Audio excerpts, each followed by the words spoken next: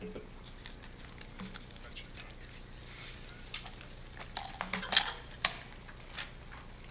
people for the day. I know where I am today. It's not a good sign for the start of 2 weeks.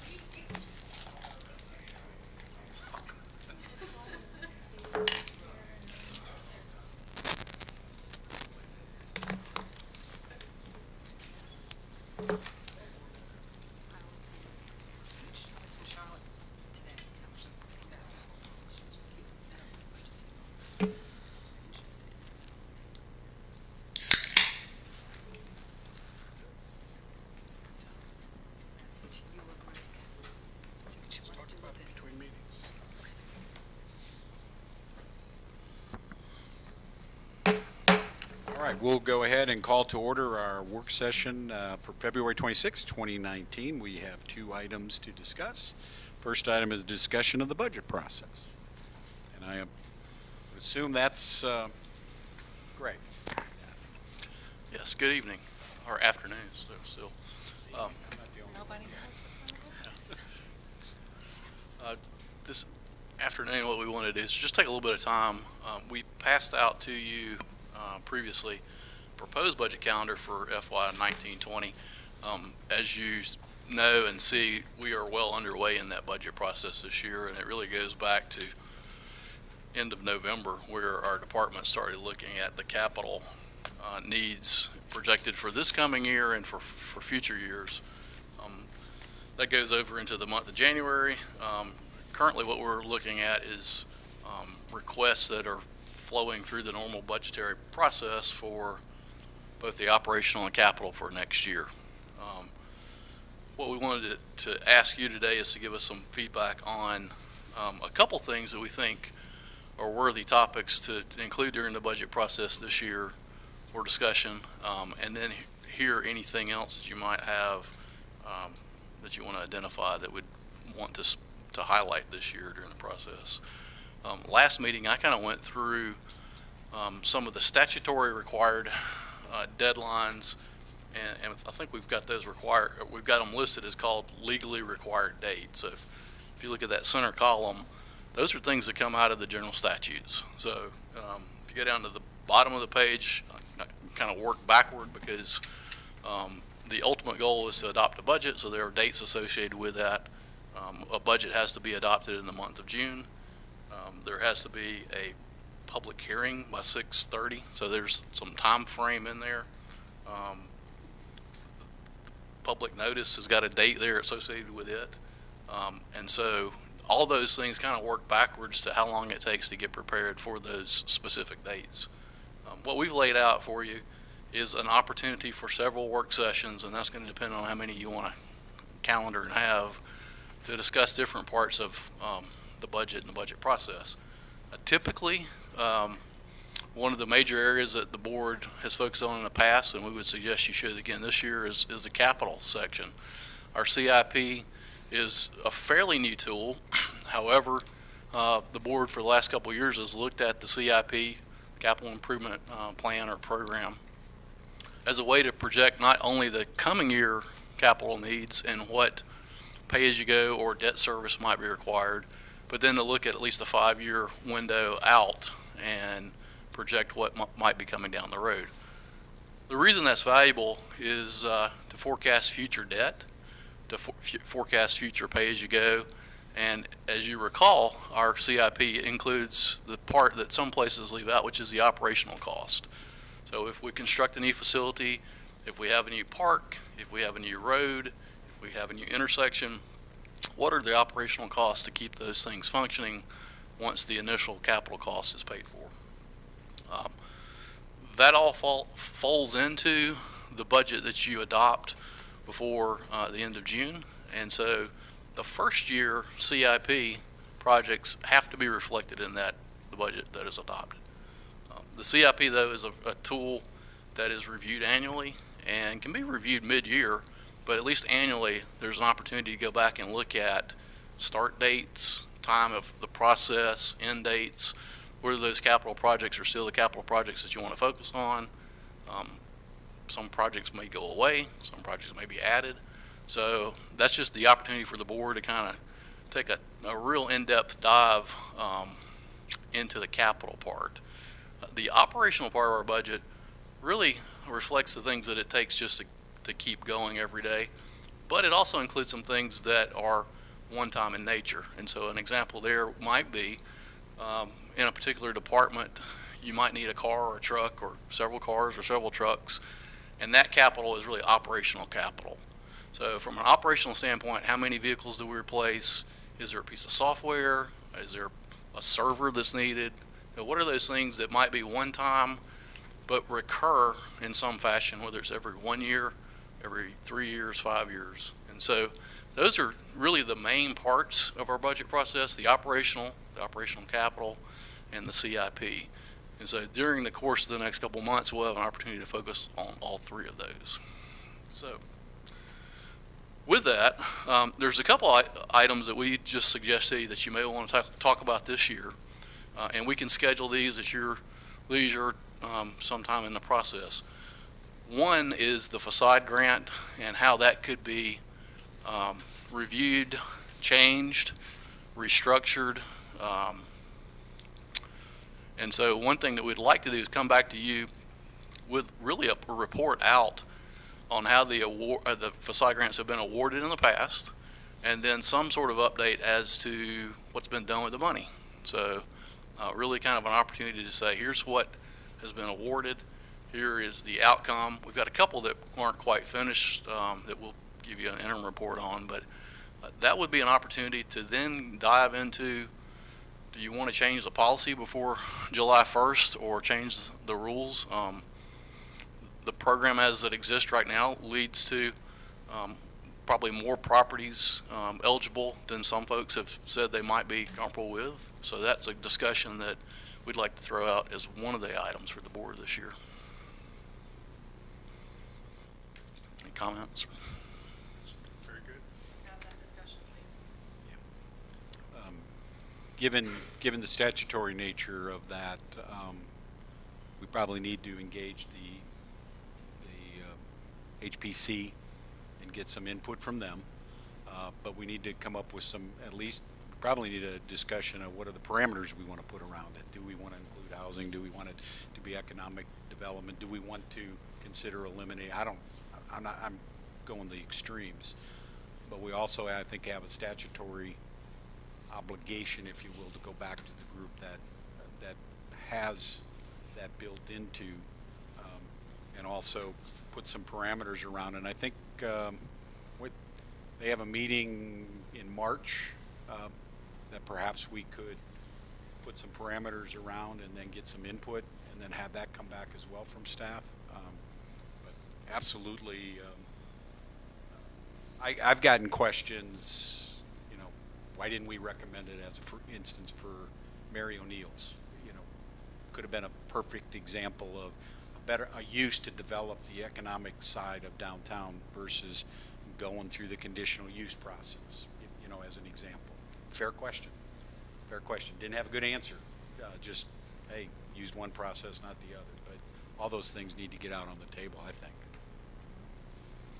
So Kurt will take the lead on that effort, and so hearing, or if there's consensus, what we would do then is go back to the committee and ask them to start thinking about any recommendations that they would like to forward to the board, knowing that the board's going to be discussing this moving forward. So we've heard a variety of things kind of thrown out as being options that could be thrown laid on the table, and so we'll bring you those, but we also solicit additional comments from you to find out if there's something we haven't heard, and we can explore those as well.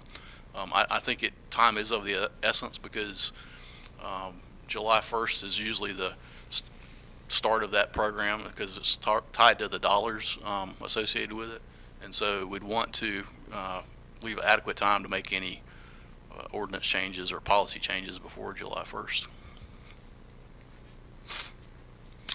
A second item that we believe and have heard you express interest in wanting to spend some time on is our STP program.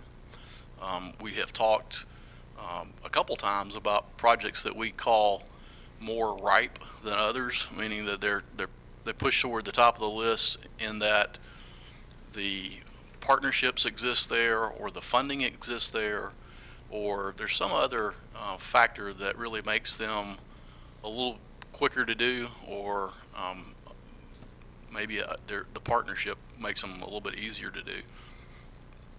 What we'd like to do is come back and lay out some of the projects that staff have identified in the past, and then engage in a discussion with the board about the type of projects that we're anticipating might be eligible. Talk about the dollar figures and kind of what we've seen to date. This is our first year that we've had a funding source for the SDP, so we can give you an update on where we stand with that.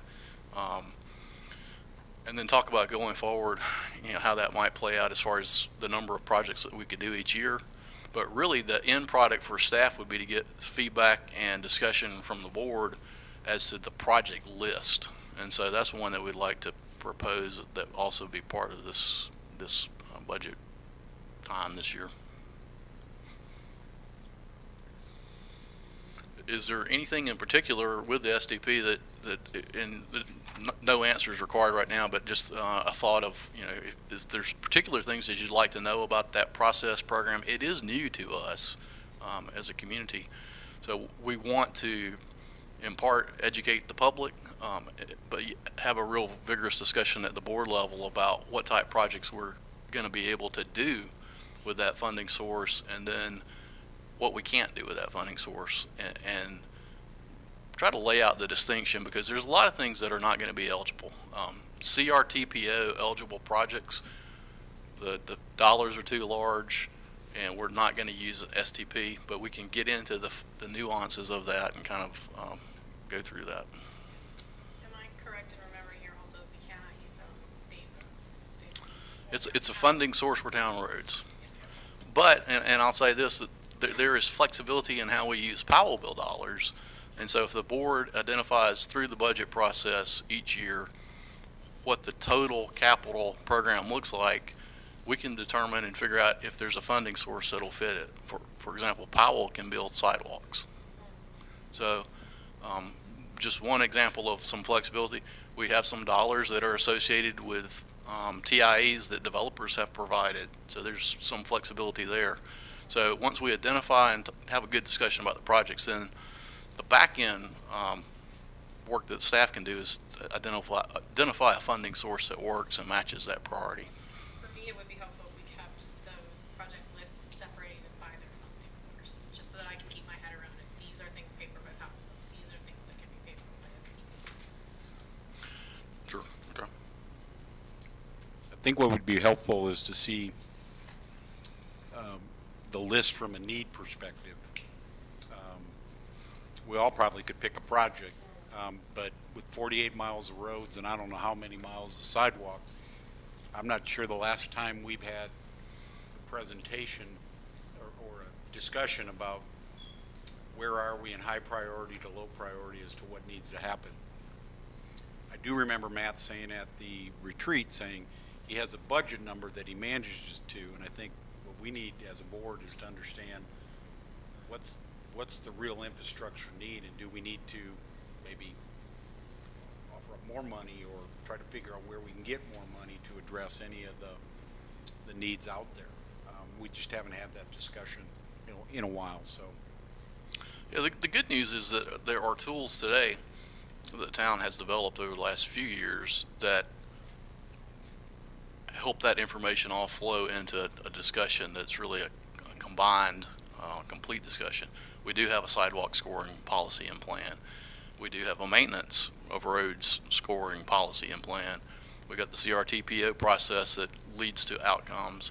And really, if we can have that vigorous discussion about STP, then you've got about 4 different areas then for the board to grapple with. A sidewalk project might be important. What pot does that fit in, and how does it get funded, and where? So. Well, and I think part of it, at least for me, is if we have these TIA type projects, can we can we kick them in the rear and get them done, kind of thing? If they're developer funded and developer executed, can we can we get them going? So, I mean, we got so much money tied up in that intersection up at 16 and Cuthbertson. What do we have to do to cascade that stuff? Are we tying that into the Kensington improvement that we got the federal funding on? You know, how's that all going to cascade? I think that would help the board understand where we, hey, that's coming versus where we allocate. Okay. Those are the two that we have said, we've heard the board mention before, so I guess what I would stop and say right now is I'd be interested in. I think on that one too, I think it's also important to highlight which ones are really state funded. So for instance, how we mine. That's a state road with sidewalks, et cetera. We have to partner with people. 16, parts of the downtown streets, that gets very nebulous in terms of what's ours versus what's the state's, and I think having that clear for everybody would be very helpful as well. Sorry, I didn't mean to interrupt. No, it does point out that it is a network and it's a system, but no one entity has complete responsibility for the total system. And that's simply pointed out with something as simple as potholes. We don't go out and fill potholes on state roads because we don't have the time or resources or authority to go out and be maintaining those. But we'll come back with that. We do have a couple dates plugged in, but what we'd like to do is ask for any other particular topic that we can either work into the budget process or maybe a separate work session that's budget related. I don't have a particular topic, but I am concerned that we have what looks like one day to go over the CIP and one day for all other general questions. And if last year's any indication, some of us are going to have a lot of budget questions because this is our second time we'll be going through it. So we might need more than one day to go through all those questions. Yeah, the presentation of the budget really starts to kick off the point where really what is in the budget, what's that mean versus last year, what does it mean going forward, and we have basically that entire month of May. We haven't penciled in anything and said or assumed that you need 1, 2, 3 sessions or anything like that. So there's complete flexibility there to schedule those, and that's part of what we'd like to get to today is kind of hear from everybody. With the second half of this work session being on the Parks and Rec Master Plan, it's probably a little early today, but should we be looking at what may be coming up that's doable as far as parks once we have the master plan? I think yes is the short answer. Because we're on a parallel track, depending on how quickly, and we've got some suggested dates coming to you, I think, with the presentation. If the process plays out and the board has some consensus on what the master plan looks like, the staff can take direction from that and use it in the recommended budget. If the board is still having discussions and we don't have a consensus or a vote as to the master plan, the staff will still have to come forward with some sort of recommendation at a point when the budget process calls for it. So we are very aware of that.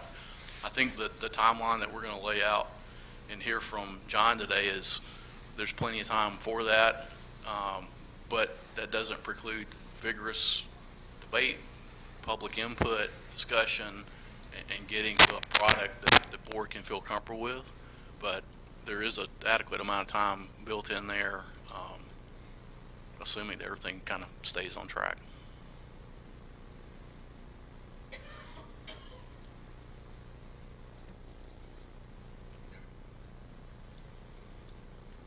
Let me give you a couple. So I think I know you have it set up as CIP and Davenport Financial Planning. When I'd asked to look at the 5-year CIP, and it, quite candidly, as we talked about, it is light, and so How we build out, not necessarily a commitment, but what we expect over the next 5 to 7 years, I think becomes crucial in terms of what the full total cost of running the town is going to start to look like. To your point about, it is about debt, but it's also about, you know, the package of needs that sit out there. And we know we have a couple of things coming up after the census, and we don't know how to gauge that just yet, but they're gonna fall into this. I'd like to see some kind of summary of what the departments came forward with in terms of difference between 2019 and 2020, and what they were trying to do to improve quality of service, or what were they trying to, what do they see as their service needs, or maybe stated another way, not trying to do the budgeting part of it, but basically where do they see the service, maybe shortfalls, gaps, or ways to improve, not being critical, just, hey, where do they see the need really flowing in terms of service improvement? What does Todd see? What does Kurt see? What do the police chiefs see in terms of, hey, here's if we did this, here's how the service would increase? Because instead of it just being a line item, it becomes a service question that impacts a line item, which was the fuller discussion. And I think, although we can't articulate them now, you and I have started to discuss there's potential legislation out there that could impact us, and to the extent that those pop up, we bring those and out for discussion. The one that Greg and I started talking about was the ABC board. We get $150,000 from that, and there's legislation that just popped up that proposes some changes to that could impact us, could impact things like the DARE program, et cetera. Not raising a flag, but those things need to be accounted for in the budget, and how we bring those forward, and then take a position as a board back to the league and the legislature as to what our position is, I think also could be very helpful. And last but not least, I know we're still building out, but it'd be nice to know, you know, just where we are in that build out and what we have in terms of potential, not just the revenue dollars, but how many additional homes we're bringing in this next budget year cycle in the build out. Steve, as best we can. Just one other question too, Greg. You know, we've talked before about where town hall may end up, and it will be in this. You may have to make a decision on that this coming budget year. Would it be worthwhile to have those kind of discussions now, you know, for town hall and even for public works? You know, they're there. Any others? Basically, we're going to be busy from March 4th on. That's a good thing. Any others? Once, twice? You got any questions of us? Any additional ones to clarify? Or I don't think so at this point. Okay. What we'll do to work through this, I think March, then the committee can take a look at a discussion around facade, but we want to get that on your agenda fairly quickly. So we'll look at the schedule probably in April to see how that could be facilitated. And then STP, we'll look at that as well and come back with a suggestion as to when that could occur. But both those really, they don't need to wait. So the STP, it really is a function of when Matt and his staff can get a full picture laid out for you as to some of the projects and project costs, and they've done a tremendous amount of work on that already, anticipating this. Mm-hmm. So we'll look for an opportunity to bring that back. You know, that might be an hour discussion. It might be more, but to go through the projects that we have already identified and then talk about what other projects might be on that list, is where we need to end up. Very good. Okay, the next item up is the Park Master Plan update.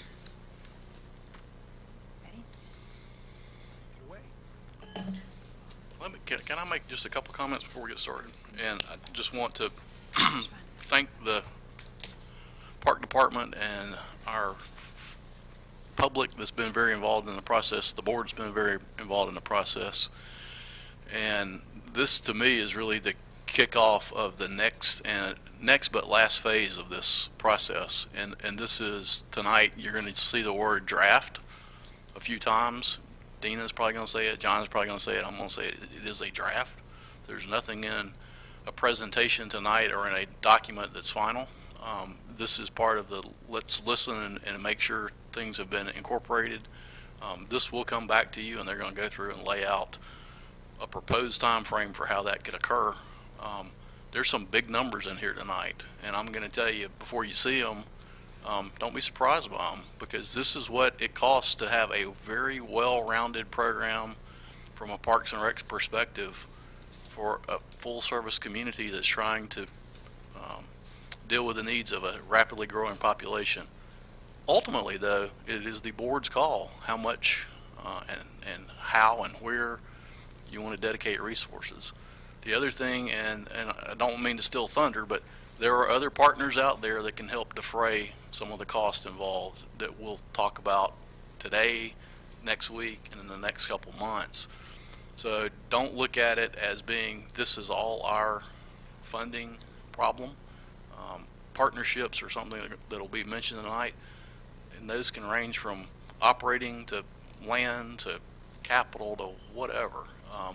So think about that as this is an opportunity for investment, but it doesn't necessarily mean that it's a town tax dollar.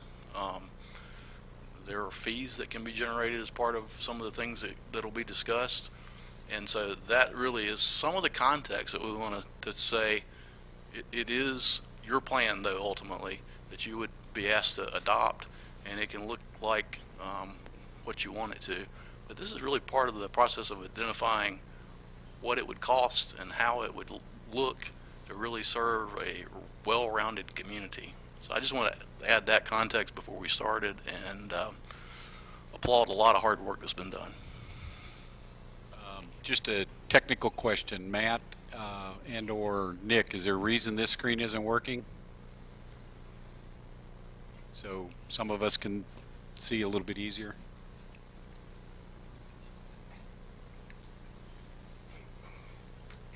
Otherwise, you're going to have our backs to you as we go through this. Okay. Tina might like it better that way. Yeah, it's like it's nice. It's not good. No, I don't. Yeah. You can go ahead and start. They'll Okay. I didn't. Hello, all. Like Mr. Ferguson said, this is a draft Park and Rec master plan that you're going to get tonight. We're going to give it to you after the presentation, so it'll be in your hands after the presentation. But John and I are going to go over and walk you through the plan through this presentation, and at the end we'll pass it out to you. There's going to be a time for a question and answer and comments, but then we'll also give you time away from this setting so you can have in-depth look at it, and then you can get your comments back to us, and then we'll formulate it back into the plan. I wanted to recognize also our chair for the Park and Rec Committee, Mr. Mark. He's up here too if you have any questions concerning it as well. And behind me welcome, Mark. And who do you have some others from? Yes, we have Justin is also on the Park and Rec right behind me. Good to see you, Justin. And Ms. Claudia Hey, is Claudia. also. And the other ones weren't able to be here tonight, but they're probably watching. Again, thank you for your patience on this, and we are very excited. A lot of hard work went into it, but it's passionate to me just because this is like our next step, and I'm excited to show it to you. Good afternoon. Good afternoon. Glad to be back down here. I want to reiterate some of the things that Greg said. It's been a pleasure to be able to work with you as the town board throughout this process. So many times we do these plans and the governing body, shows up at the beginning and shows up at the end and wants to know why they didn't have a say in anything, but everything was open throughout the process. So appreciate all the input we've had and that we look to continue to have as we finalize what is really more of it's a very fluid working document. I mean, we've been busy planning for the past several months. At the same time, life moves on. So every time you get to what you think is a milestone, there's something else in real time that has happened, and we try to get that incorporated. So that's the way we move faster these days. We wanted to do a little bit of backup to show why we got to where we are today. So to answer the question, why an update? Because you have a pretty good 2012 plan that you did, which is now actually entering its 7th year. So most master plans are good they used to be good for 10 years. Now you're lucky if you get 5 to 7 out of them, just with as fast as things change. So we're in that time frame of needing some updating. And we listed several bullet points here for the reason for why an update. Obviously, you've experienced quite a bit of growth. Your demographics have shifted. And maybe the growth of Waxhaw has shifted just a little bit from what it was thought of 7 and 8, 10 years ago. But it's time to take that. You also did that plan before you had a park and recreation department. So now that you have a department in place and a staff in place and maintenance, and it's time to go back and look at the facilities you have. How well are they doing? Take a pulse of your current residents, particularly your new ones that have moved here. Wasn't that one of the key points of the 2012 plan, put a department in place? Put a department in place. We're going to cover that again. So it's time to go back, look at those existing facilities, look at development of new facilities, particularly on the land that has been acquired over the last few years. Kudos to the town board and those who made that happen to start putting land that's available to start develop properties. Greg mentioned the well-rounded community, so we took a look at that in this process. We've talked about partnerships, new ones that keep coming on board, new opportunities, either through the developer world, through the municipal world, through grants. There's a lot of things out there. Connectivity. I think those of you who took place in the process realized how much folks here in Waxhaw like to get out and walk and bike and get places. We talked about the 10-minute rule, of trying to do a park and a greenway within a 10-minute walk or 10-minute drive of everybody that lives in Waxhaw. We'd love to get down to the 10-minute walk. Not always able to do that, but that's still a goal. And now Will be in the sidewalk plan. That'll be in the sidewalk plan or the greenway plan. And then finally, now that there's a department that's been in place for going on 4 years, determining, now that we've got things underway, what does the town of Waxhaw want to offer in terms of recreation? Where do they want to be? Do they want to rely on partners for some of their offerings? Do they want to manage everything? Do they want to program everything? So that's kind of how we got to where we are. And then we also used these vision and mission statements. When forming this department, y'all did a really awesome job of getting your vision and mission statement together. What really stands out to me is professional parks and recreational opportunities in our vision. And going to that next level and having those professional parks. We're just now we've always had wonderful events, now we're getting the smaller group recreational programming online. So we're moving forward. We've accomplished almost 3 projects this year, so we're nowhere near standing still. That vision is alive and well. Or with our mission, what stands out to me was recreate, educate, the arts, health, and quality of life. A well-rounded community. We are well on our way. And it's just this is our next step in that goal to make, to involve everyone, to have access to recreation amenities. It's just, this is us having that plan that's going to stay on my desk for me to work through it, to say, this is what's next. What would you like to do? So just the mission and vision, I walked into this, so that's I was very pleased that, that these were basically my marching orders to get us started. So I appreciate that. So if we go back to the 2012 plan, if you remember, there were 4 sort of overriding goals and a series of recommendations that supported those goals, and then a series of strategies that got to the recommendations. So I wanted to just quickly run through these recommendations, because we wanted to go back and look at, see how well you did as a town. And in the first goal here, which talks about the governance of Parks and Recreation, that's to basically get the department up and running, get a director, figure out how you're going to manage it, how we're going to maintain these parks, start to look for those partnerships, multi-use joint agreements, look at a Greenway master plan, eventually update the plan, which is the process we're in now, and we usually recommend that the plan be reviewed at least once, maybe twice a year, because there may be adjustments that made. Looking at a subdivision Greenway Park Standards document, and then growing the department as needed.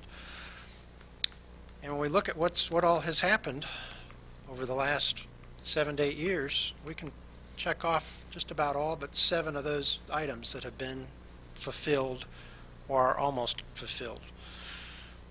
When we look at the second goal, promoting Waxhaw itself as a quality and attractive place to live, which must be something happening. You got a lot of people moving to Waxhaw, a lot of people attending events, and to get there, we had outdoor facilities to improve, trying to get a better relationship with the school system, building a dog park. That was a more specific recommendation in there.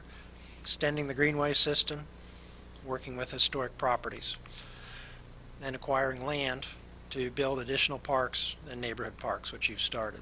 So once again, we start looking down the checklist, and we've done a pretty good, town's done a pretty good job, probably an excellent job, because when you realize only one up there that doesn't have a check mark, and it's probably the more difficult one to do in any municipality, is work with a school system on getting joint use. Third goal, which was where did we acquire land for a dog park? 'Cause we haven't talked about a dog park in a long time. I'm just curious. Yeah. I'm not being critical, just well, we have land in the coffers that, as we'll show in the some of the recommendations, could accommodate a dog Accommodate park. a dog park. in general, we've acquired land. You've acquired We haven't- land. We haven't designated. Haven't designated yet. Okay, all right.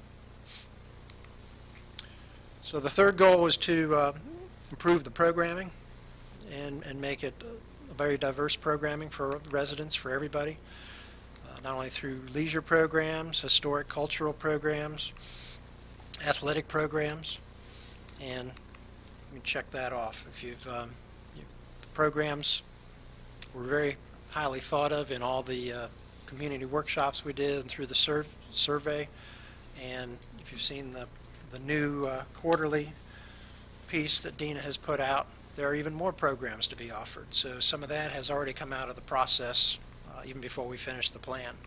I think the last one, the athletic programs, that's a great example of we partner there and get some strong partnerships there. The last goal was to increase community awareness and promoting the stewardship, enhancing the marketing, which is coming along, doing a standardized wayfinding system so people can find where these facilities are and how to get around town, identifying historical sites, and we're almost there. We've got down, still got to work on that last one a little bit. So if you look at all those recommendations through that 2012 plan, you've accomplished a lot in 7 years, and a lot of those probably in the last 4 years once the department came on board. So a little further support for it's probably time to update the plan and start to look at some other things. And I think you've seen this graphic. We've had it at a couple of the later. This shows a lot of what we just talked about, particularly the acquisitions and the parks. And you can see that it's spread fairly well throughout Waxhaw. We still have some gaps that we need to fill in due time, but it wasn't all just focused on downtown. It wasn't all focused in one area of town. It's spread throughout, and a lot of it does follow where the development goes, because you've got some development partners that have been willing to partner in some of that land acquisition, and some of it follows the creek because that's where the greenway is. So there are some trends in there, but for the most part, it's all around Waxhaw. This slide shows all the wonderful things that are happening in Waxhaw. So we've got our senior programming, our wonderful skate park. You see some little ones out there. We have the community corner where we have the music nights, and then now we're adding movie nights as well. Our ceremonies are very highly wanted here in Waxhaw. Our fun days in the park, our new amenities, and our downtown park. If you remember, part of our process was a random stratified community survey that was a mail out that we had very good response on, and great feedback. And this just summarizes the takeaways from that community survey, that everybody felt pretty highly about the offerings here in the town, that one of the top barriers to get to some of these is just the lack of awareness, and what's the best platform to get the word out. The highest priority on those facilities, we've talked about greenways, we've talked about walking, biking, fitness.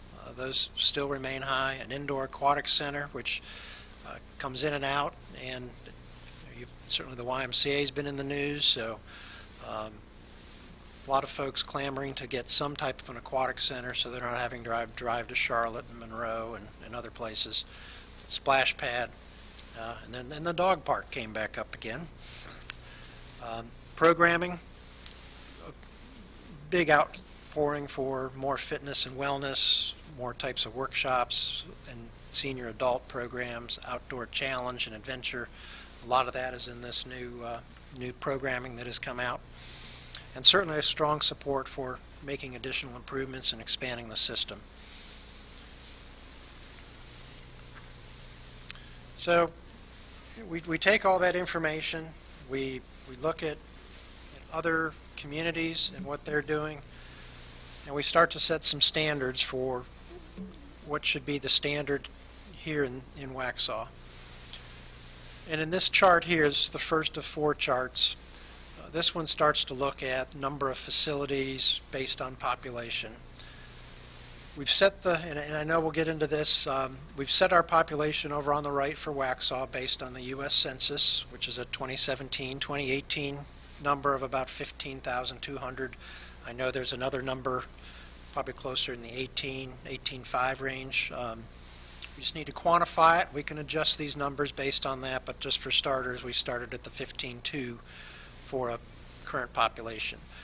So you look at the far left where the National Recreation Park Association standards are that they try to set as an average across the country, and then you start to go across. We compare it to the state park numbers. There's a manual out there called SCORP, which deals with state recreation, and they have their set of numbers, and then we look at what Union County has based on their plan, and then we took 4 comparisons for similar communities either in population or they're experiencing the same type of very fast growth in here. So when we look at the numbers down the right side and picking a few out, for instance, if we're looking at, say, youth baseball, we should be able to provide a field per 20,000 people. So if we want to, looking at soccer, that number is a little bit lower, or higher, I guess you would say, 1 per 5,000, because that's a very popular and continues to be a popular sport in it. So we've carried those numbers throughout, even through trails in terms of mileage per 1,000, picnicking or shelters, playgrounds, community center that we have in there at 1 per 20. So facility standards for development, are these standards these towns in the county set, or these calculations that you develop based upon what they have? The adjoining towns, these are ones that have been set through other planning processes. Some we've done, some they've done by others, and we use that And so, Start to of these project. towns, how long have, compared to Waxhaw, how long have they been at the Park and Rec business? So Matthews has been, it's been 20 years or so in Matthews. Mount Holly, probably about the same amount. Town of Waynesville actually went away from Parks and Recreation for a while, but recently brought it back within the last 3 years. So they were using Haywood County as their provider, so they work together. And Belmont has been at it for even longer, probably 30-some years. And is this only including the town-owned and operated facilities, or is this including private amenities, or how is this? We do a little mix, but primarily we're focused on the Okay. town-provided facilities. Because we do have a listing of what's in a lot of the neighborhoods, which is constantly changing, and we still find that most of those facilities, they serve the neighborhoods very well, but those users are still coming out on the greenways, they're still coming out to parks, so we need to be able to No, I'm glad you cover put it that. that way. I was just making Yeah. sure that I was reading it correctly. So we use this chart to start to set those standards. And then we start to look at it in terms of park acreage and parks available. So we've listed 5 of the park types. We actually have a few more in the master plan, but so we look at mini parks, which are the smallest park you would have. And while they're starting to decline in popularity, they're still popular and easier to do. I realize I said I checked one out or the other, but they're easy to do because they're good community space, particularly in the downtown areas. And those mini parks are typically in the 1 to 3, 4, 5 acre range, so they're fairly small. They're usually set up with, you might have a shelter, you might have playground equipment, there might be a small loop trail. It's geared for that small gathering. The neighborhood parks, which go up in size, so they're 7, 15, 20 acres in size. You start to get more facilities in those. Community parks, those are typically your large organized sport parks. So there's a lot going on, a lot of activities, and you can see they go up to about 100 acres as a community park. And then our district parks, which started around 200, and they flip back and forth between district and regional parks. We're mostly going to focus on the mini, neighborhood, and community, and then the ones that we haven't mentioned in here would be like school parks, where you have communities that do partner with the schools to offer those activities, and special use facilities, which we talk about in the plan, things like the skate park or Duncan McDonald House, things of that nature. So when we look at that across the board once again, if you look at 2019, we're saying we need 1 to 2 acres of mini parks, 7 to 15. Those are the standards we set then for Waxhaw as well, based on population.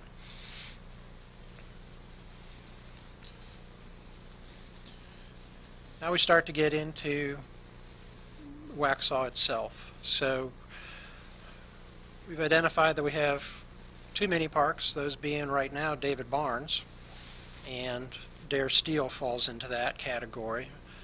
Dare Steel could fall into a specialized use just because it's primarily a rose floral garden, but because it's the green open space, we've put it in the mini park category. You have a neighborhood park in Town Creek, and we have Nesbitt as the community park. We don't have district and regional because we're letting those be provided by Union County, and in this case even the state of South Carolina, because you have Andrew Jackson as a big regional state park. You got Cane Creek that fulfills that regional and district park. And even though it's a little further away, you've got Colonel Francis Beatty and Jesse Helms that form that district park. So in 2019, based on our population, we feel we're short 1 neighborhood park right now and short an additional community park. If we project that out 10 years, in that 10-year time frame, we would want to add or double our mini parks, could possibly double our neighborhood and our community parks as well, add another community park in there. The David Barnes Children's Park is in a unique situation in that when you combine the Horton property with it, if it all becomes another name or another name downtown park, we sort of lose that mini park of David Parnes, depending upon how it ends up in the master plan there, because you now end up with a neighborhood or a downtown park altogether. And then we start to look at within those with what we need facility-wise, and we haven't identified exactly where these go, because there would still be, you go through some of this similar process of public involvement to help plan those additional acreages and those additional parks you get. But things like, since we have Nesbit, a lot of our soccer and our baseball needs are currently met and look to be projected to be met for the next 10 years, just with that one facility. When you get down into some of the courts where we don't have any basketball being offered, we don't have any volleyball, tennis, you project those out, there is a need, an evolving need to add some of those facilities. Things like tennis, we didn't get a big outpouring through the survey that there was a big need for that, that maybe those folks are just, they're fine with the tennis courts being offered in some of the neighborhoods and don't need to come out to a public facility to do that. But we projected out that probably in the next 10 years we would want to add some of those into the park facilities. I think the biggest numbers are in the next 3 with the availability of shelters, playgrounds, and walking trails or greenways, where you see those numbers. Based now, we still need probably need to double the system we have right now, and in the next 10 years, double it again, getting up to about 12 miles of greenway trail within, or walkability within the town. Community center, gymnasium, there's a need for that right now. There's a need to add another one some point within the 10 years as well, whether it's the same size or probably smaller. Swimming pool. We put pickleball. We did have some discussions on that through the community engagement process. We listed that as a need. Pickleball is one of those fast growing sports, particularly among the 50 and up crowd. And we're actually seeing municipalities converting their tennis courts to pickleball because they're seeing more use of that. It takes up a smaller space. There's a need both indoor and outdoor. And I think right now the closest pickleball courts are Dickerson Center and Monroe, which stay booked all the time. So that's something to start thinking about. They're easy to fit into parks. And then we go on down, we're good on skate park. We're being serviced on the disc golf side through Waxhaw Elementary and some of the other schools that have 9-hole courses, but there's definitely a need to put something of an 18-hole variety and attract the I'll say 15, but I've seen them out there younger than that. But that 15 to 30 crowd is primarily the ones doing a lot of the disc golf. And the splash pad on there, community garden, and an amphitheater.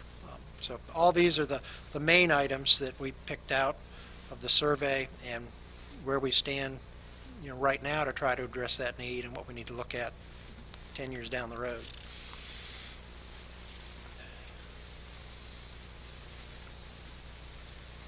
The highest need right now, and the one that everybody wants to know, how soon can we get more trail to be out on, is the greenway and the walking, biking, and fitness opportunities. With partnership with the Carolina Thread Trail, with some of our local neighborhoods, and then working with internally staff development services, and I have been working on a organic kind of a plan to integrate through the neighborhoods and maybe use water easements, stormwater easements, to help us do some of these connections at a partnership with Union County. So this is another way of us providing this linkage through our town through partnerships. So are you talking like the Quellen connection and Curitan? Quellen and Curitan, that's also, we'll talk about that later on, but using some of our water sewer easements through some of the neighborhoods and actually connecting them to their sidewalk systems. Yep. organically, it gets people off the road, and that where you're in a green space Are setting. we talking about taking over facility management for those sidewalks then? Because right now, like, Curitan sidewalks are paid for by Curitan's HOA. That would be an agreement, just like we did with Prescott and with Millbridge, on what they're willing to do and what it had to be a negotiation. Yes, ma'am. And this is an example. So we have a great partnership with Prescott, and basically we have an easement through their trail system that hooks up to Town Creek, then eventually will go to Nesbitt through the Mill Bridge, and then hopefully with the Prescott commercial area will go on to 16. So this is one of those partnerships that for us to get more trail on the ground, we need to really look into partnering with our existing neighborhoods and businesses as they grow. And it's also a way when you go after some of the grant funding, particularly the Park and Recreation Trust Fund, there are additional points available when you can show that you can tie your park to a greenway or connect your park to another system. So we try to incorporate those wherever we can, and even look for park opportunities that might be on a greenway plan, just so you can tie the two together. When you looked at some of the other towns and came up with some of the standards, did not necessarily incorporate it into the plan, but do they also have guideposts as to what the additional cost to, for lack of a better way to say it, maintain and police and patrol? And if you start adding trails and you connect underneath the bridge and go across through the sewer easements, et cetera, you got a lot of traffic in a area there. Did you look at any of that, or is that something we have to consider for the future as we look at it? So, I mean, several of them have, worked out agreements within their own police department. Okay. Often, and I look at like Matthews and even the city of Concord is another one where some of those officers would love to be on that type of duty. Mm-hmm. They get to ride a bike, and it's just, and they love, to be out just to give them a different perspective on while they're securing their community on it. So many of them have that in place, and as Dina mentioned, in terms of maintenance thing, there are agreements in place with wherever you may have an easement. If you're crossing a utility line or Duke Energy, you work out that joint use and who maintains what, and sometimes if somebody's got to be in there repairing a line, and it says up front, if we damage your greenway or that entrance, that's on you. But to be able to use it for 10 or 12 years before that ever happens outweighs the cost of that you're probably maintaining it anyway. So yes, those are all worked in. So through all this process, we've put up here sort of a draft list of some of the initial priorities in no particular order. And this looks at not only new development, but upgrades and or maintenance or those operational needs that you have. The build out or the finishing of Nesbitt Park. And I'll go into these in a little more detail here coming up. Taking the Horton property in David Barnes, start looking at some of the land acquisition that needs to take place so that we can start developing that park. You've got the design done for Waxhaw athletic fields and all their support facilities, so actually putting that into the ground. Master planning and starting the site prep for the Waxhaw Marvin track. The Waxhaw athletic fields. The partnership with the YMCA. Gotcha. Okay. Yes, sir. Completion of the Town Creek Park, which is just about there. Looking for land for a community center, whether it's a separate piece or whether it's tied in with the Horton property, which that's where it shows on a community center shows on the master plan right now, and development of a splash pad. These are sort of the 7 that come to the forefront. Like John said, this is like the needs assessment that came out of the plan. The next couple slides is going to talk about each project or each area the needs assessment under those titles. They're in alphabetical order. No, it's just, it was easier to put it on the list that way. And then after that, we'll talk about the estimates that goes along with those needs assessments. So I'm assuming you're going to get into, when you get to the Horton property, David Barnes, we own land there. You're also saying expand what we have to acquire more land there, and that's going to, you're going to explain that? Mm-hmm. All right. And also, you're going to explain the issue with the land that's already on the downtown kitty park. That's in the plan, yes, ma'am. So in alphabetical order, and in what would be a projected phasing over numerous fiscal years, not all in one year. Right away we start out with David Barnes and the Horton property. So there's some additional parcels there behind David Barnes, between there and the Horton property, that should be picked up to make those expansions, both for the David Barnes piece as well as the skate park piece, so that you can start to put in that infrastructure and start to look at the first and second phases of the park, because you do have some street infrastructure that has to take place at some point, so you can get sidewalks in, attached greenway, get some additional parking and circulation happening in there as well. So we sort of put that into 4 phases. And then with Nesbitt, we start out with a phase 2, because phase 1 really is what's happening now with the restroom facility and the concession stand that's almost completed. Phase 2 would be starting to get accessibility not only within the park from field to field, but to get from the parking lot to the fields, and some of the just the things that you need to repair year after year. Toppers for the fences, putting some foul ball netting in there between the fields, just so those pop-up balls don't start coming down on spectators and people who are looking at their phones more than looking up at the game. Parking lot, there's a need for expanding and creating some additional parking there when you have tournaments going on all 6 fields. Last phase is to introduce a playground element there. Probably about that time, there's some improvements that need to go on in the fields. Some of those operational costs that Greg hinted at earlier as well. These are just sort of the main things to finish that out. The Kensington-Curitan land that we just talked about, probably developing that in 3 phases to start going in and just eliminate any safety hazards, down trees, if there's severe erosion that needs to be addressed, any environmental permitting that might take place. There's probably a little bit of a plan in there as you start to work with the neighborhood on how to connect to that piece, how to designate some parking within the neighborhood, and then link the trail on to the Carolina Thread Trail and to the new neighborhood there at Lindsay Meadows that's coming online.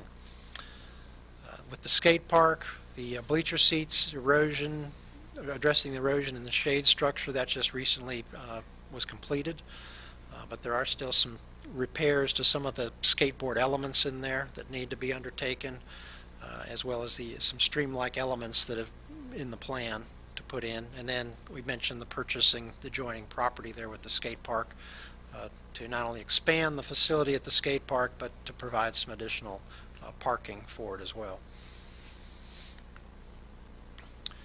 Over at Town Creek Park, we just finished that phase with the shelter and the play equipment and some of the drainage there. Now it's time to address some security cameras, put some lighting, get a connection to the Nesbitt Park on the Thread Trail. Get into the trail that's been there for a while. It's about time to probably widen it a little bit, address some of the constant use there, some drainage issues, repairing the little multi-purpose field that's around the back of it.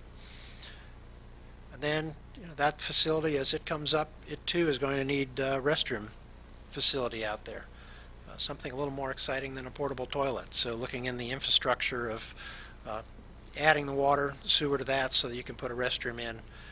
And then it's starting to introduce another element, starting to introduce the creek, putting in a creek landing, possibly canoe, kayak launch for 12 Mile Creek, and creek repair. water tower in the community corner that has been developed over this year, I guess 2018. Down somewhere down the road, if that remains as a recreational or an event space, incorporating some type of an amphitheater, providing shade out there, lighting for those events, and public restrooms that might not just serve that corner but could also serve for the downtown, much like some of the communities do, so that people aren't ducking in and out of stores and restaurants. The Waxhaw athletic fields, which are the ones by the YMCA, everything's been designed, so now it's just time for constructing those fields and putting all that together, which I think right now is projected in the 2020 year. And then somewhere beyond that, a pedestrian bridge there to be able to connect that facility to the trail. And then the Waxhaw Marvin Road property, same type of thing, getting in at the beginning and clearing out those safety hazards. You've got few things being dumped back there. You've got the barn to deal with, fallen trees. You've got fencing that's fallen apart, and taking care of all that so that while that's happening, you're planning that property and then setting up the phasing so that can be another community park north of Kensington. The last two, the Waxhaw Monroe property, the 2 acres that's out there across from Wissacky Park. This is where the dog park is a possibility. It's about the right size for a dog park, provides a lot of shade challenge there with some topography, trees. So the opportunity to develop that dog park, some support facilities like parking, water, and perhaps a small restroom. And then Wissacky Park, which is the little triangular piece in that neighborhood that right now has no connectivity to it, no sidewalks around it, but a perfect opportunity for a little mini park. Could be just some simple playground equipment, could be a place that's just designated as a fitness park in there. So we looked at all the facilities that either you currently manage and operate, or you have land that we need to put something there for as we looked ahead.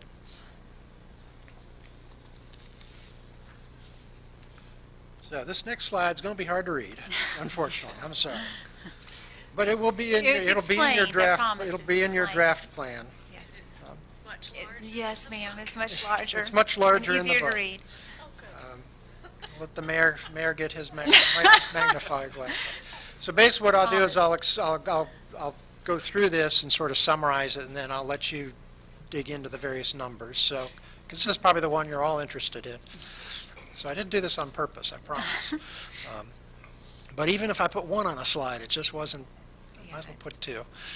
So the one on the left the chart on the left is a potential look at capital improvements over the next 10 years. With, and what we did was we divided it up into 5 categories.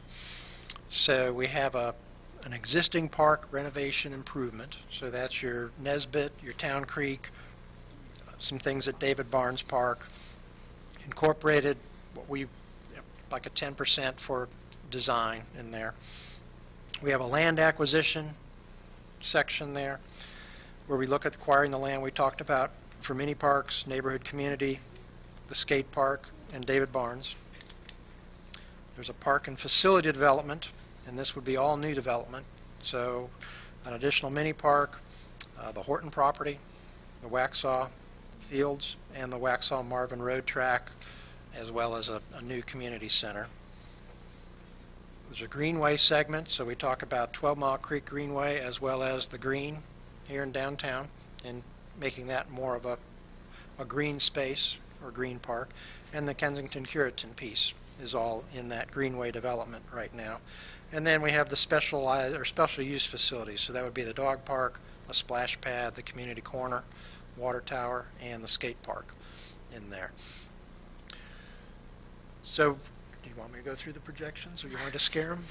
Yeah, and these are all, so that's the first slide, and I can run through the numbers. What we did in the second slide then was we looked at the first 5 fiscal years and possibilities if we wanted to try to do everything that was on those previous slides, all those different phases, to try to get up to those needs that we said needed to be at 2019 and looking into 2023. So you're added every phase of every project all together.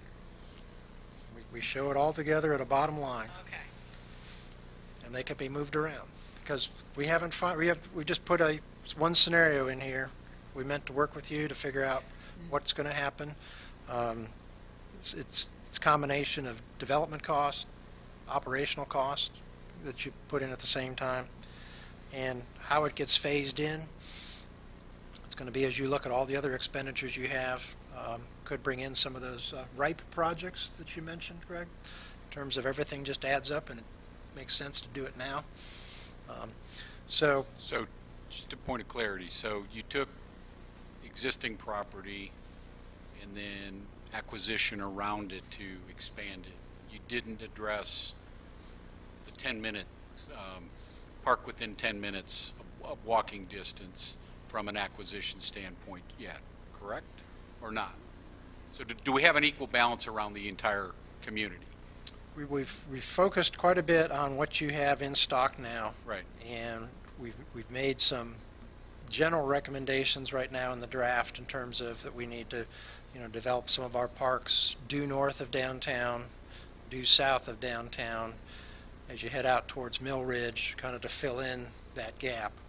We haven't put circles and arrows on plans, okay, which identify those, and we've started going away from that because there's just so much out there now where, we're going to put a park in the neighborhood, so I'm going to think about moving my price up. Yeah. Yep. So but we felt for this plan, since the 2012 plan got everything going, that the 2019 plan starts to focus on what you really can do with what you have, starts to look at in the future as well. So when you talk about acquiring more land besides the park around the park that we already have, did you look at other areas of town that we could acquire or should acquire so that we have spread out around the town?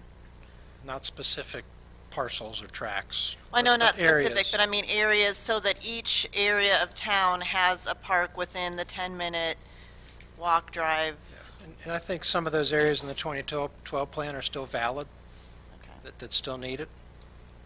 Like you were saying, the park needs assessment of north of downtown, south of downtown. We said it in more general terms of where, and you can see on that map that we had earlier, where you can see pockets of there's not a recreational amenity there. So in those pockets, you would need those future land banking for those areas. We addressed what we had to work with and tried to meet those needs as efficiently as possible with what we had.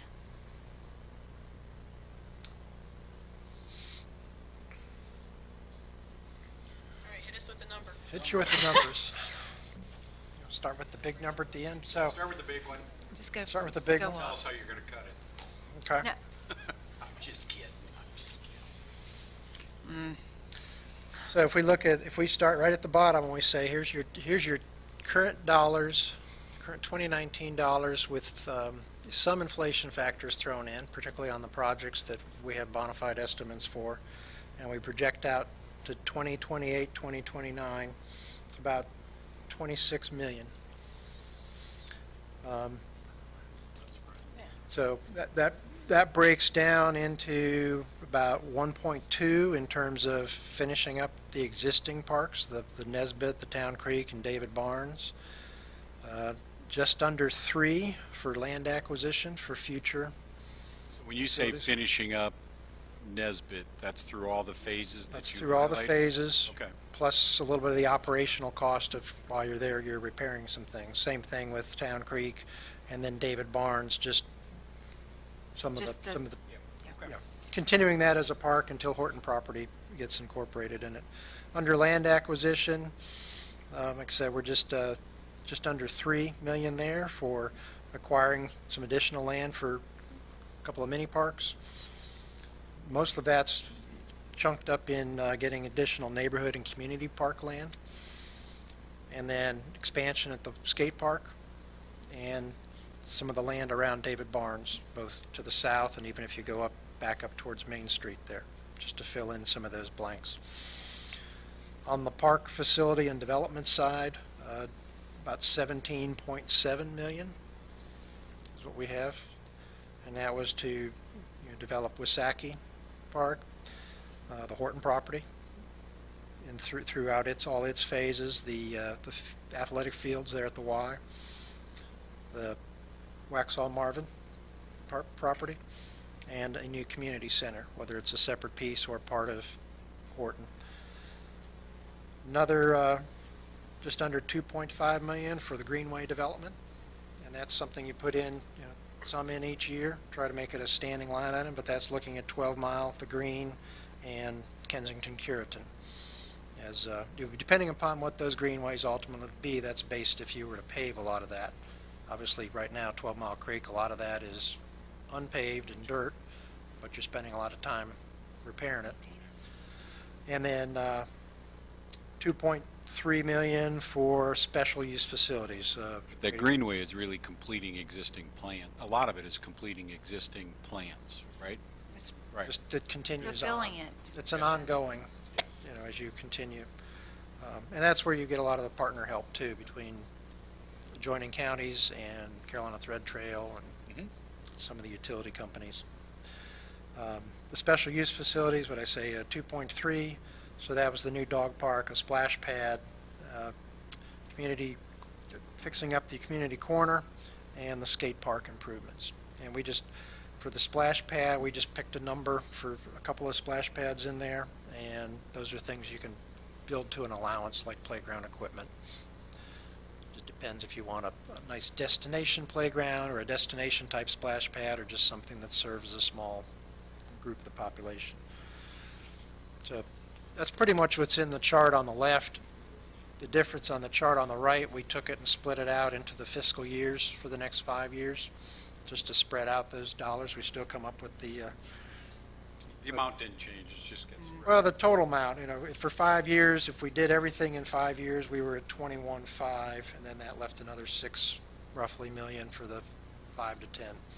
But that's where those numbers can slide all around after further discussion. Obviously, the projects that are planned are in more detail. We can be a little more accurate on those numbers.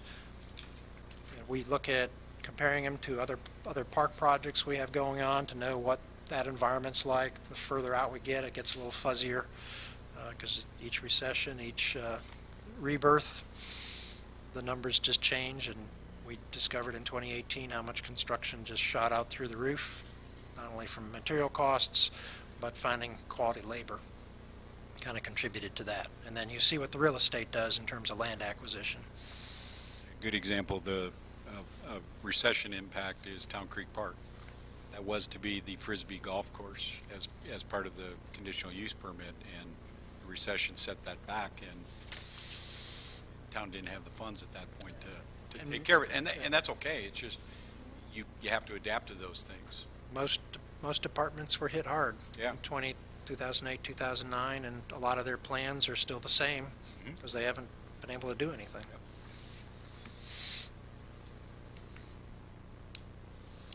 Okay, so next step. We're going to give out the plans, and we're going to ask for you to write down your comments and your suggestions, anything that you want to talk about or think, just anything that comes to mind that you need more clarification on. If you can get that back to myself or Mr. Ferguson by Friday, March 8th, that's about 2 weeks, and then we can consolidate all those comments. They can take a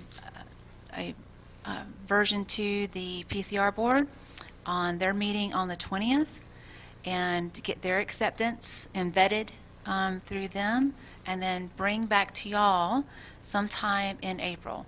Now this is the kind of the question I need some clarification from y'all is, would you like another work session and then we to go over all the comments and what kind of like to put back together, and then go into a regular meeting to have acceptance of it, or do you need more time? This is to y'all to tell me what you need to happen. I personally would like another work session, just so I can see how everyone's comments have compiled and what affects what. And I would even actually say, for me personally, another work session as a lead-in to our comments. The discussion around what's behind a particular comment is valuable. Okay. Written word can inflame, and we really need to talk about some of this. I don't have any problem sharing any of my comments. I will also tell you by 3/8, we also have a very extensive work session on Monday. So that might be pushing it, because we're talking about ULI and those kind of things, the balanced decision process. So you're, that's the You other feeling reason more behind, time? hey, maybe we have a work session to talk about some of our comments and then get them into you after that. Not that we couldn't have another work session next week on it. Well, Just, I definitely want to make sure you have enough time just to have the document in your hands. Yeah, That's the reason I absolutely. thought 2 weeks was cool. But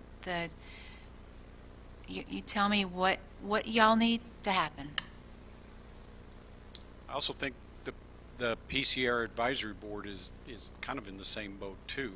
I mean, they need a chance to look at it as well, and they may spot some things that could be provide some good input to us. They're closer to it than we are on our daily basis or regular basis, and certainly would want to hear their input as well. That's my opinion. I don't want to dominate the conversation, but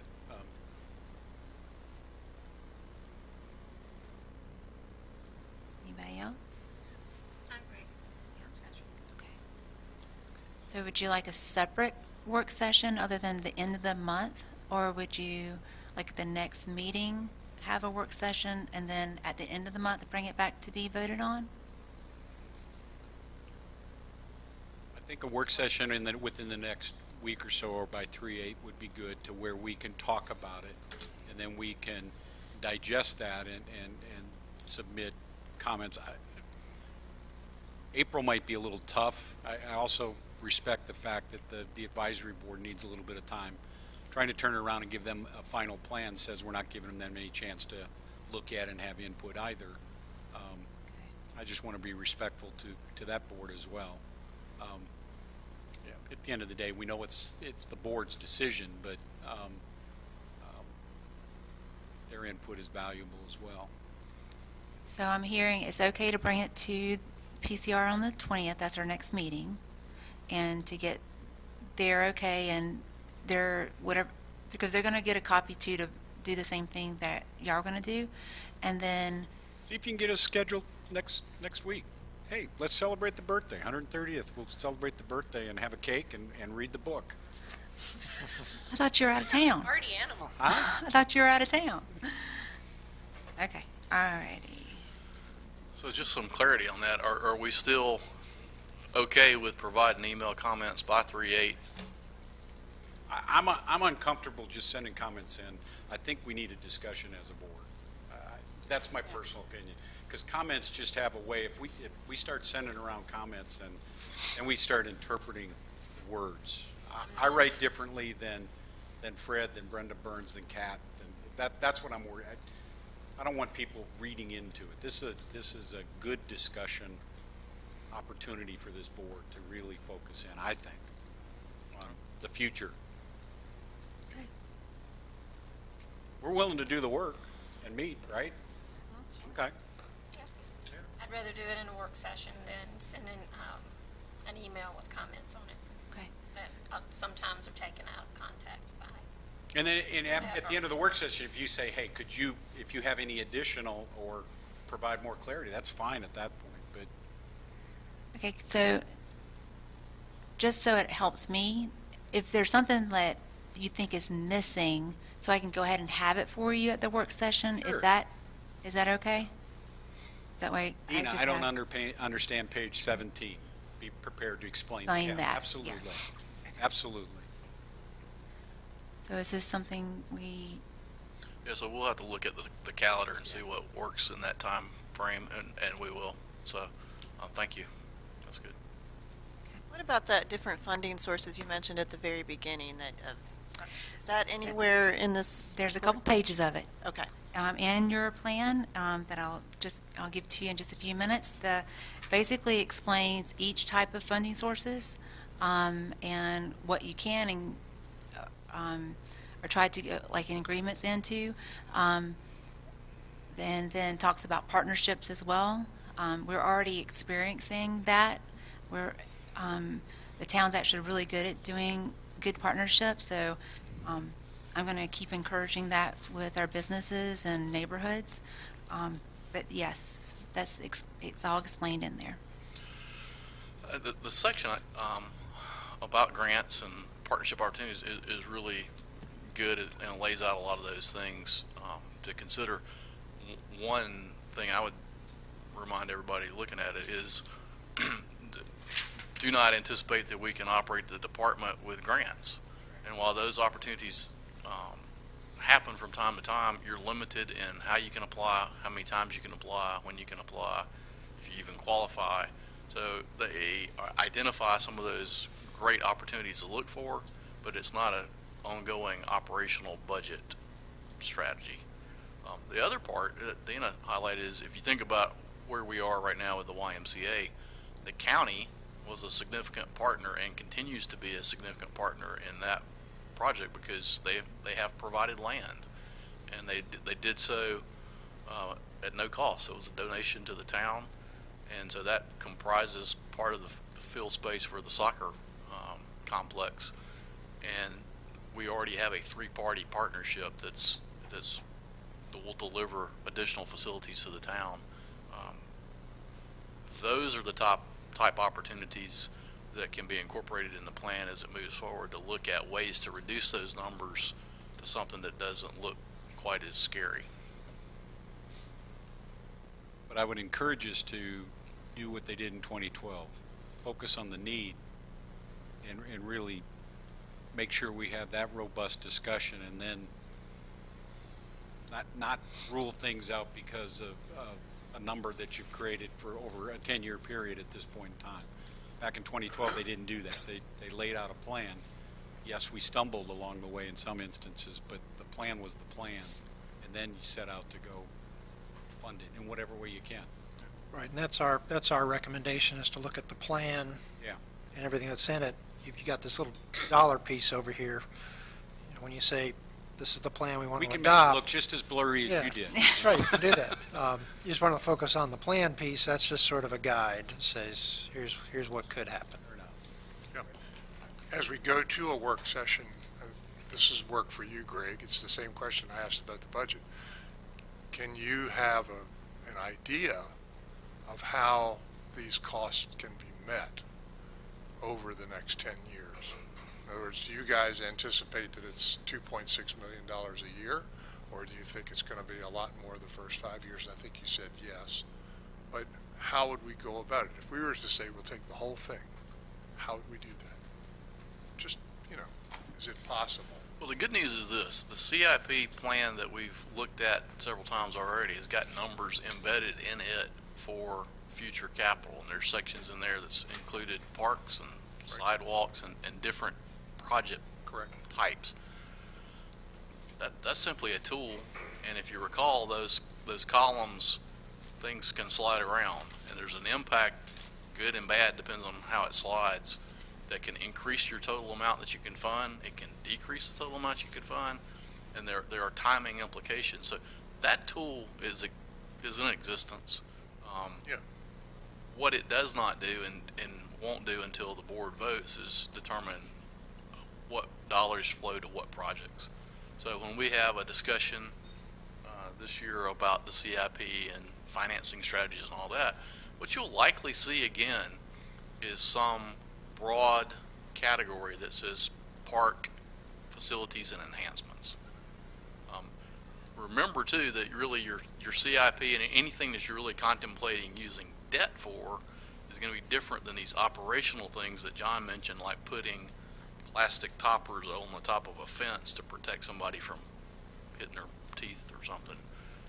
That's not a capital that you want to finance. That's an operational cost. Your operational dollars should pay for that. A restroom, however, could be a capital cost. And so we can slice and dice that, but the great news is that you have a tool, and we have a tool that we are going to continue to update. When Mitch comes back, we'll have some allocated dollars that'll kind of be a plug and play. And it's not that we're not, we say a plug number, sometimes people misinterpret what that means, but it's a capacity, really. What's your capacity right now? And then what's your capacity if you had different funding? And so that can be a simple way of a penny on the tax rate, but it also can be some things that the report says that you should consider, which is charging for the facilities as you build them. And so there are fee strategies that need to be contemplated. What do we do with kids programs versus adults programs? What do we do with resident versus non-resident?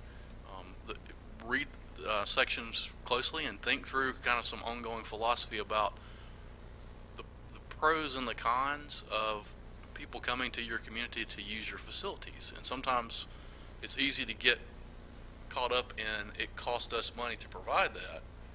But there's also the great benefit of those people being in your community. They may eat in your restaurant, they may buy gas, they might buy whatever. So parks are certainly, in many, many communities, an economic development strategy. And there's a time and a place to think through certainly the athletic recreation piece, because when teams come to town on a Saturday and play in a soccer tournament, they have to eat here unless they brought their lunch. They get gas. They go out after the game, they might celebrate, whatever they do. So there is that economic impact, and the funding strategy in some communities is tied in some way to that tourism aspect of fees and way structures can be accommodated. Yeah, basically right now we have two very powerful tools with which to work, a master plan and a budget. And I'm liking to see that they kind of combine and go together and make each other work. Now, I may be premature saying this just because I haven't seen the plan. One thing that's always been a concern to me from the beginning is that we have amenities for everyone in the community. And I think about the neighborhoods over on the, would be I guess the north side, with swimming pools and playgrounds in the neighborhoods, where we have older neighborhoods on the south side that don't have that. And so for me, a prioritization would be, you know, to put maybe a splash pad in those areas of town where those children don't have a swimming pool or a playground. And so does this plan, is it going to incorporate a prioritization or location of some of these amenities? So the plan identifies that we need these amenities. It is up to us and mainly y'all to decide on where you want to put them. So that's up to y'all on where you want to put them. So does the plan have you identified the neighborhoods that already have their swimming pools, their playgrounds, and all of that, so that we know the areas of town that don't have that in their neighborhood, so that we can provide that in the park system for those? So I think we're getting to the discussion Right. of after we review the document. I think we all have to look at it and say, where's it strong, where might we have questions, where's the Right. shortcomings? I'm not saying there are, but just from our individual perspectives. Right. So it does have, the document has supporting documents in it for like the neighborhood assessment. So those are in the back that you'll find a lot of our studies supporting our findings, basically. The needs assessment, and that we focused on mainly what the needs assessment of the town. We made that list, and then through discussion, it'll be where would y'all like to place those. And you'll see where especially the neighborhood assessment that we worked over the last year, it tells you what's in those neighborhoods, so you can understand the layout kind of what what's around and what's what neighborhoods does not have as many amenities. That's in the first section, which is kind of the inventory piece. There's a chart that shows everything the town owns, both in a developed and undeveloped state, and what's on those pieces. There's a couple of partners in there that we go ahead and list, such as South Providence and the new soccer fields that opened up on Waxhaw Monroe, because those two are providing, but they're not necessarily in a neighborhood. And then we have there's another backup chart to that that has the neighborhoods and the schools and what are offered. So in the plan you'll get tonight, you'll actually get the base part of the plan. We haven't included, we didn't think you wanted to look at all the appendices right now, but we've got, that'll go in at the end, and they're listed, so that's where all the raw data from the survey is. Some of the more recent plans, like the downtown vision and the TAP, and some of those that have some say in what we're doing, park types, some of the presentations, some of the goals. So some of that, all that stuff is listed in the appendix piece so that it can all be in sort of one document. There may be some more things you'd like to see there just at your fingertips. Let us know that too. But that would be good to let us know ahead of time before the work session, so we can have that for you at the work session, if there's something you feel that's missing. There's about 80 pages in the main part of the plan. The appendix is going to be another nice stack, so that's not been copied. You have most of that stuff already, so it's just referred to in the plan.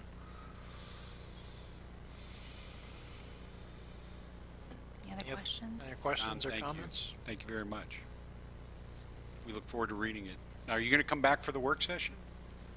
If it works out, I'll come back. Okay. Dina, you did it. It's over. Yay! All right. With that, any other questions? Nope. All right. We'll adjourn the work session and see you at 55 minutes. Thank you, John. Mark, thanks for coming.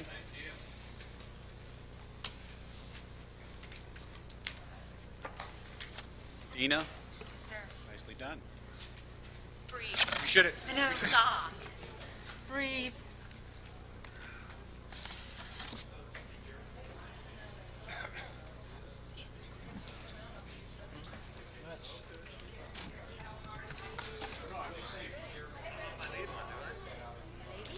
You got one. Yeah, everybody, all the commission members should have one.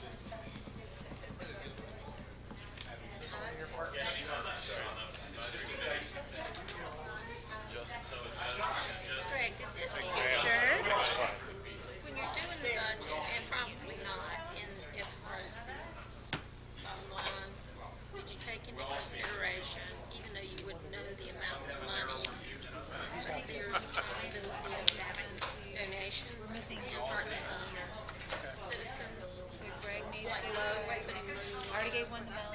You got yours? Boy Scouts doing stuff for donations of material or time. Is that factored in this or not? That's just something that could happen, right? So it could happen, but we don't count on it until there's a commitment. Those folks I talked to, that they have an opportunity to increase what they're doing currently. You'll be fine. Corporate office has to